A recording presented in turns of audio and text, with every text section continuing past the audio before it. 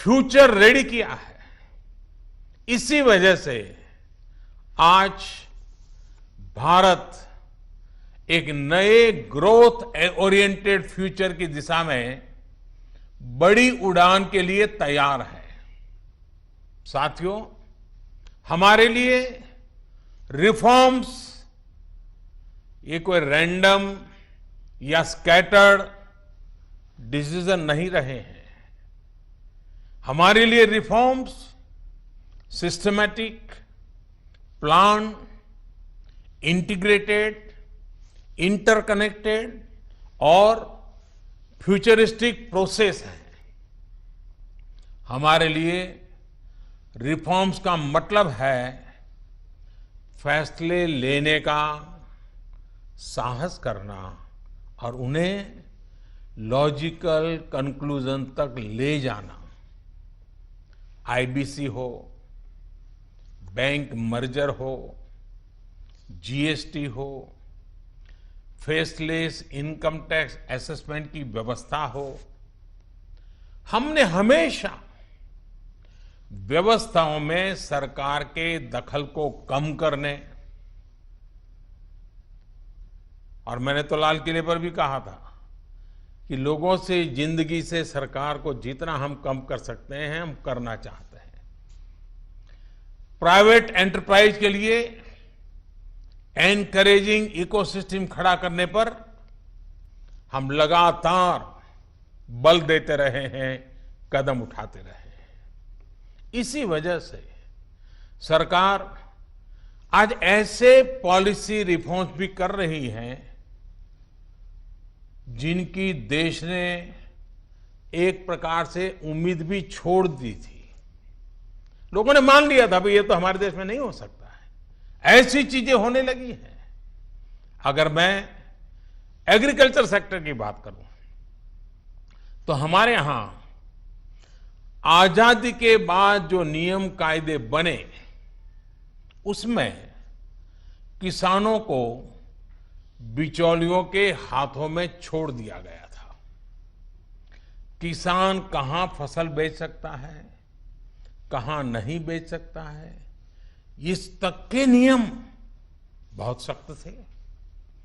किसानों के साथ दशकों से हो रहे अन्याय को दूर करने की इच्छा शक्ति हमारी सरकार ने दिखाई है। एपीएमसी एक्ट में बदलाव के बाद अब किसानों को भी उनके अधिकार हासिल होंगे। किसान अब जिसे चाहे, जहां चाहे और जब चाहे अपनी फसल अपनी शर्तों पर, किसान की शर्तों पर वो फसल बेच सकते हैं। अब कोई किसान अपनी फसल देश के किसी भी राज्य में ले जाकर बेच सकता है। पहले तो इस पर भी बंधन थे। साथ ही वेयरहाउसेस में रखे अनाज या एग्रीकल्चर प्रोडक्ट्स अब इलेक्ट्रॉनिक ट्रेडिंग के जरिए भी बेचे जा सकते हैं। आप कल्पना कर सकते हैं इससे एग्री बिजनेसेस के लिए कितने नए रास्ते खुलने जा रहे हैं। साथियों, इसी तरह हमारे श्रमिकों के कल्याण को ध्यान में रखते हुए रोजगार के अवसरों को बढ़ाने के लिए लेबर रिफॉर्म्स भी किए जा रहे हैं। जिन नॉन स्ट्रेटेजिक सेक्टर्स में प्राइवेट सेक्टर को इजाजत ही नहीं थी, उन्हें भी खोला गया है। आपका ध्यान इस पर भी गया होगा कि सबका साथ, सबका विकास, सबका विश्वास के रास्ते पर चलते हुए हम वो फैसले भी ले रहे हैं जिसकी मांग बरसों से हो रही थी। साथियों, दुनिया का तीसरा वो देश जिसके पास बहुत बड़ी मात्रा में कोयले का भंडार हो, कोल रिजर्व हो, जिसके पास आप जैसे साहसी और उद्यमी व्यापार जगत के लीडर्स हो, लेकिन फिर भी उस देश में बाहर से कोयला आए, कोल इंपोर्ट हो, तो उसका कारण क्या है? आप भी जानते हैं, देश भी जानता है। कभी सरकार रुकावट बनी रही, कभी नीतियां रुकावट बनी रही, लेकिन अब कोल सेक्टर को इन बंधनों से मुक्त करने का काम शुरू कर दिया गया है। अब कोल सेक्टर में कॉमर्शियल माइनिंग को परमिट कर दिया गया है। पार्सली एक्सप्लोर्ड ब्लॉक्स को भी अलॉटमेंट करने की परमिशन दी गई है। इसी तरह मिनरल माइनिंग में भी अब कंपनियां एक्सप्लोरेशन के साथ साथ माइनिंग का काम एक साथ कर सकती है। इन फैसलों के कितने दूरगामी परिणाम होने वाले हैं, ये इस सेक्टर से परिचित लोग अच्छी तरह जानते हैं।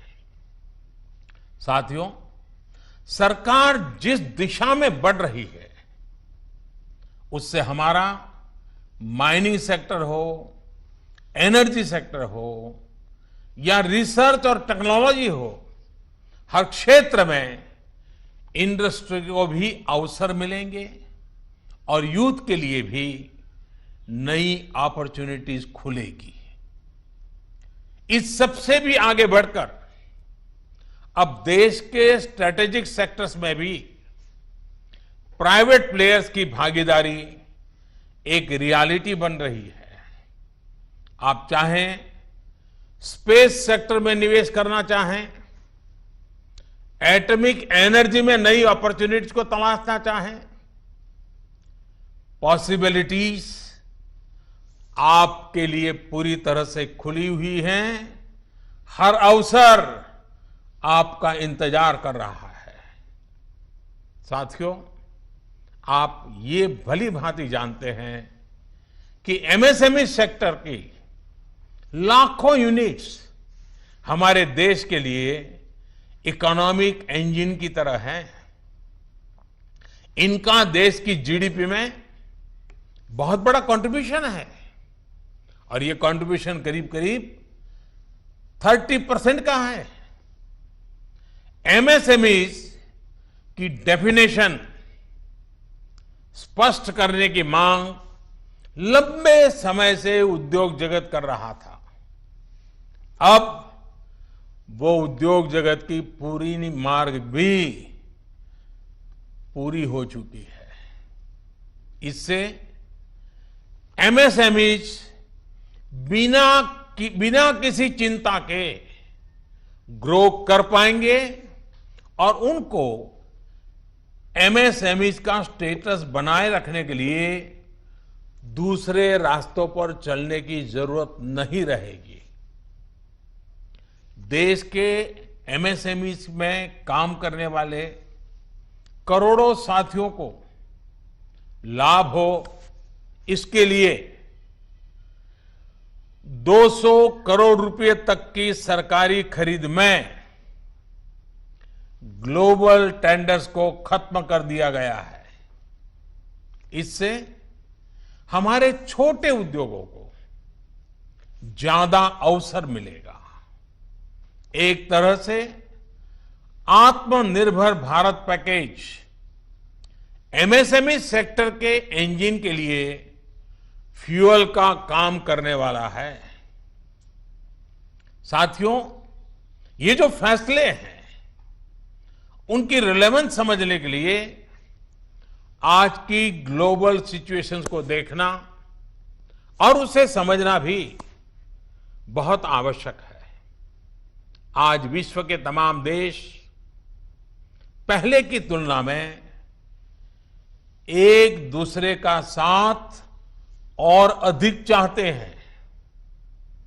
देशों में एक दूसरे की जरूरत और ज्यादा पैदा हुई है, लेकिन इसी के साथ ये चिंतन भी चल रहा है कि पुरानी सोच पुरानी रीति नीति, पुरानी पॉलिसीज क्या आज कारगर होगी क्या? स्वाभाविक है कि इस समय नए सिरे से मंथन चल रहा है और ऐसे समय में भारत से दुनिया की अपेक्षा, एक्सपेक्टेशंस और बड़ी है। आज दुनिया का भारत पर विश्वास भी बढ़ा है और नई आशा का संचार भी हुआ है। आपने भी देखा है कि कोरोना के संकट में जब किसी देश के लिए दूसरे की मदद करना मुश्किल हो रहा था, हर कोई अपने को संभालने में लगा था, ऐसी संकट की घड़ी में भारत ने 150 से ज्यादा देशों को मेडिकल सप्लाई भेजकर उनके लिए मानवीय मदद का काम किया है। साथियों, world is looking for a trusted, reliable partner. Bharat में पोटेंशियल है, स्ट्रेंथ है, एबिलिटी है। आज पूरे विश्व में भारत के प्रति जो ट्रस्ट डेवलप हुआ है, उसका आप सभी को, भारत की इंडस्ट्री को पूरा फायदा उठाना चाहिए। ये आप सभी की जिम्मेदारी है, सीआईआई जैसे संगठनों की जिम्मेदारी है कि मैन्युफैक्चर्ड इन इंडिया के साथ